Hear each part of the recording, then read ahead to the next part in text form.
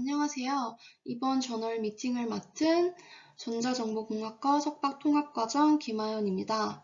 그러면 지금부터 제가 준비한 저널 미팅 내용을 발표하도록 하겠습니다. 제가 이번에 준비한 논문은 Hybrid GCN and Filter Based Framework for Channel and Feature Selection FNIRS BCI Study입니다.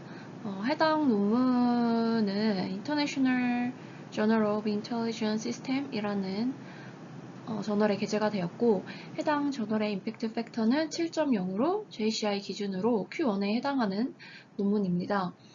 제가 해당 논문을 선택한 이유는 제가 지금 사용하고 있는 오픈 데이터 셋인 EEG랑 FNIRS를 동시에 측정된 데이터를 사용을 하고 있는데요. 해당 데이터를 가지고 현재 연구가 어떻게 진행이 되고 있는지 조금 궁금해서 찾아보던 중에 해당 연구를 발견하게 돼서 여러분들과 공유하고 싶어서 이번 저널 미팅 주제로 준비를 하게 되었습니다.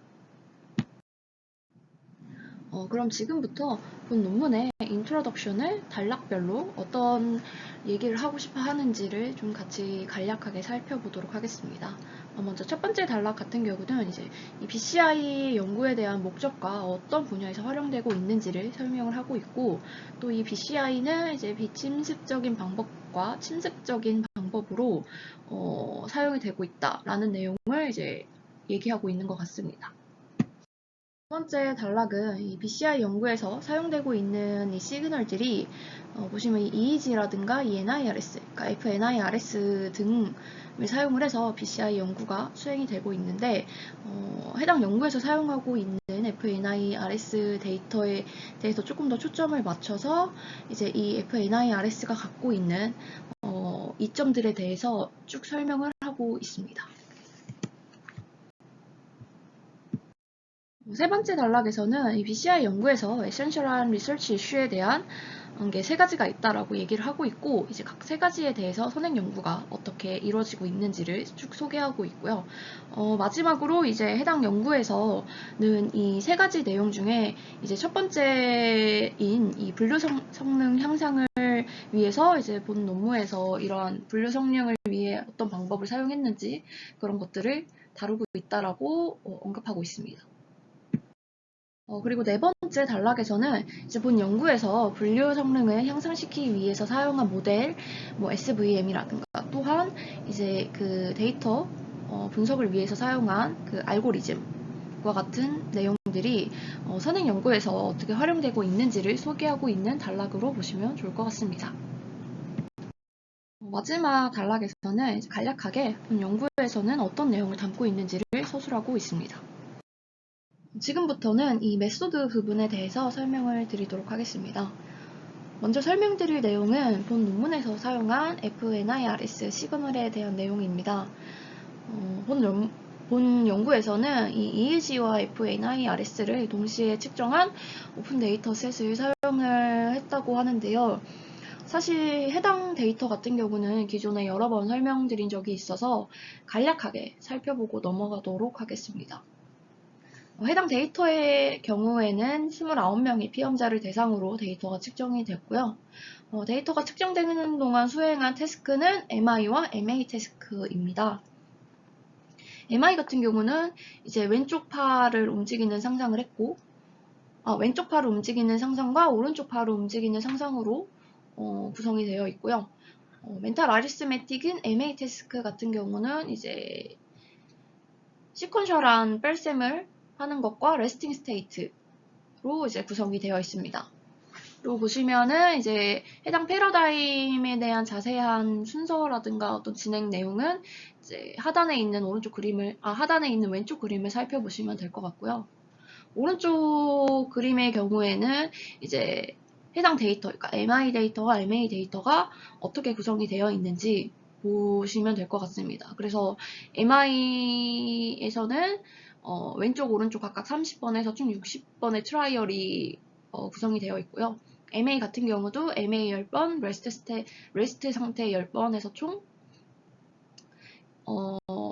60개 트라이얼로 구성이 됐다고 보시면 될 것 같습니다. 또한 실험이 수행되는 동안 FNIRS 데이터는 총 36개의 채널에서 수집이 되었고 채널의 위치는 이 인터내셔널 10.5 시스템에 따라서 오른쪽 하단에 있는 그림처럼 배치를 하였다고 합니다. 그리고 총 36개의 채널에서 수집된 데이터는 옥시헤모글로빈과 디옥시헤모글로빈으로 모디파이드 된 비어 림버트 법칙으로 계산이 되었고 해당 연구에서는 0.01에서 0.1Hz의 밴드패스 필터링을 적용했다고 합니다. 여기서 한 가지 더 말씀드릴 내용은 본 연구에서는 여러 가지 선행 연구에서 얘기하고 있는 이 옥시헤모글로빈이 더 센시티브하고 신뢰할 수 있다라는 지표 결과를 통해서 본 연구에서도 마찬가지로 이제 디옥시헤모글로빈은 제외를 하고 옥시헤모글로빈 데이터만 분석에 사용을 했다고 합니다. 다음 설명드릴 내용은 본 연구에서 사용한 채널 셀렉션 방법입니다.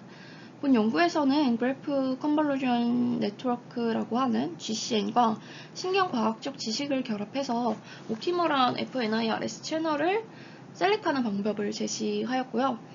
오른쪽 하단에 있는 이 프레임워크를 보면서 해당 내용에 대해서 조금 설명드릴 수 있도록 하겠습니다. 먼저 피어슨 코릴레이션 코에피션트는 두 채널이 얼마나 잘 동기화되었는지를 보여주는 지표라고 합니다.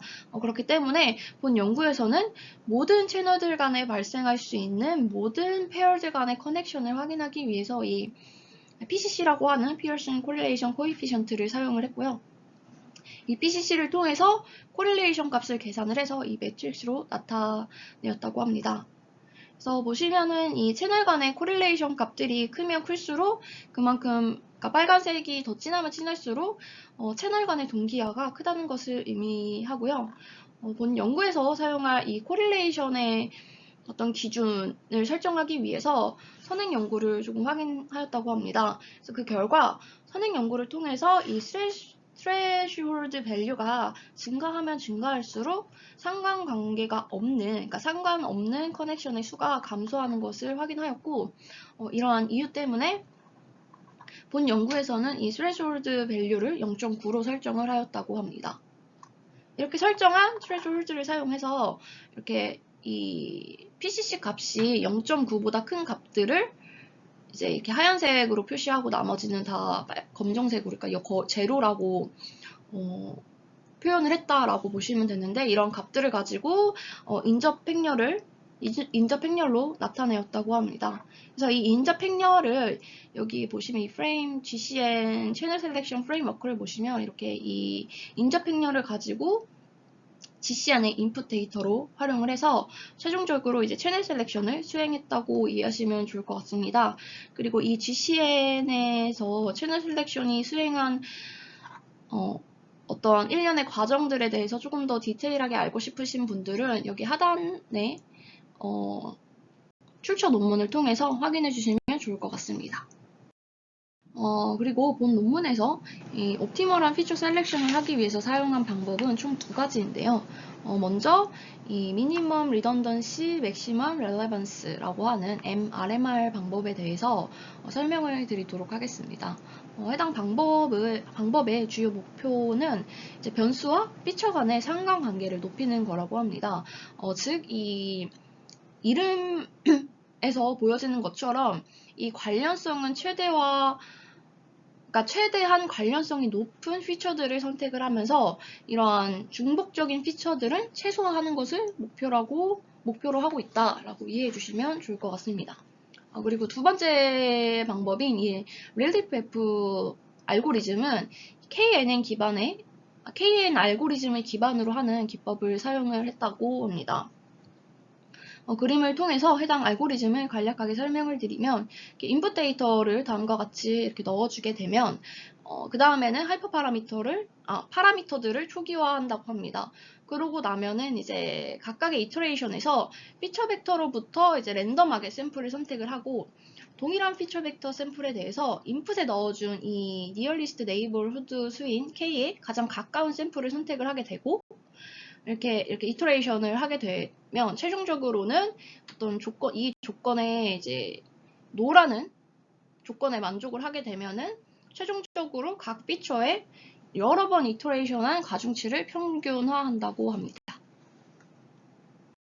지금부터는 이제 연구 결과에 대해서 설명을 드릴 텐데요. 먼저 연구 결과를 설명드리기에 앞서 해당 연구에서는 이제 총 3가지의 케이스로 구분을 하여 분류를 진행을 하였다고 합니다. 그래서 보시면 첫 번째 케이스의 경우는 이제 레프트 MI랑 라이트 MI를 분류를 하는 거고요. 두 번째 케이스 같은 경우는 이제 MA 태스크랑 베이스라인 태스크를 분류를 하는 거고, 이제 마지막인 세 번째 케이스 같은 경우는 앞에서 설명드린 4가지 케이스를 모두, 그러니까 4클래스 클래시피케이션을 한 거라고 생각을 해주시면 좋을 것 같습니다. 자, 그럼 지금부터 이제 연구 결과에 대해서 설명을 드리도록 하겠습니다. 먼저 설명드릴 연구 결과는 화면에 제시된 이 그래프입니다. 해당 그래프는 이제 각 케이스별로 총 3가지였죠. 케이스별로 이제 4가지 방법에 대한 분류 성능을 비교하고 있는데요. 보시면은 이렇게 하늘색으로 표시된 부분이 채널 셀렉션을 하지 않고 모든 채널을 가지고 이제 분류를 한 결과이고요. 그다음에 이 회색 같은 경우는 GCN 모델을 통해서 채널 셀렉션 한 결과를 가지고 분류를 한 결과라고 보시면 될 것 같고, 나머지 이제 남색과 주황색은 각각 릴리프 F 알고리즘을 사용해서 피처 셀렉션을 한 거고, 그 다음에 MRMR 방법을 사용을 해서 피처 셀렉션을 한 분류 결과라고 보시면 될 것 같습니다. 보시면은 이제 모든 케이스에서 채널을 모두 사용한 것보다는 모든 케이스에서 채널을 모두 사용한 것보다는 이 GCN 기반으로 채널 셀렉션을 해서 분류를 했을 때 통계적으로 유의미하게 다 3가지 케이스의 경우 모두 증가한 것을 확인을 할 수 있고요. 또한 이 AMRMR과 릴리프 F 알고리즘을 각각 사용한 이 2가지씩 결과를 모든 케이스에서 확인을 했을 때 AMRMR, 그러니까 이 주황색을 사용하여 피처 셀렉션을 진행한 분류 성능보다는 이제 릴리프 F, 이 남색깔이죠. 남색깔 결과를 보면은 이제 이 릴리프 F 알고리즘을 사용을 했을 때 분류 성능이 유의미하게 이제 더 이 MRMR을 사용했던 것보다 증가했다는 것을 확인할 수 있었고, 이런 결과를 통해서 릴리프 F 알고리즘을 사용했을 때 결과가 더 스테이블하다는 것을 확인할 수 있는 결과라고 합니다. 다음 결과입니다. 다음 결과는 표로 제시를 하고 있는데요. 해당 표 같은 경우는 이제 본 연구와 동일한 오픈 데이터셋을 사용을 했을 때 선행 연구에서 얼만큼의 성능을 보였는지를 비교하기 위해서 제시하고 있는 표입니다.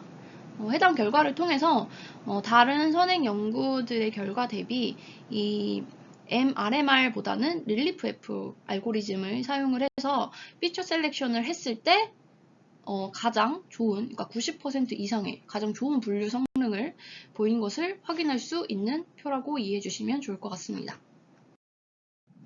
마지막으로 앞서 설명드린 결과를 토대로 디스커션 내용을 정리해 보도록 하겠습니다. 본 논문에서 전달하고자 하는 바는 BCI 응용의 경우 적절한 채널과 피처 선택을 하는 것이 시스템의 전체 성능에 중요한 역할을 한다는 것입니다. 이러한 전달하고자 하는 바를 뒷받침하기 위해서 해당 연구에서 연구한 내용은 GCN 기반으로 채널 셀렉션을 수행을 하였고, 추가적으로 2가지 알고리즘을 사용을 해서 피처 셀렉션까지 진행을 하였습니다. 먼저 첫 번째는 GCN 기반의 채널 셀렉션을 함으로써 채널을 노드 분류 문제로 취급을 하고 피어슨 코릴레이션 코에피션트를 이용을 해서 이들의 통계적 관계를 구축하였고, 생성된 그래프가 모든 채널의 활동과 관련된 정보를 나타낸다는 장점이 있다고 합니다.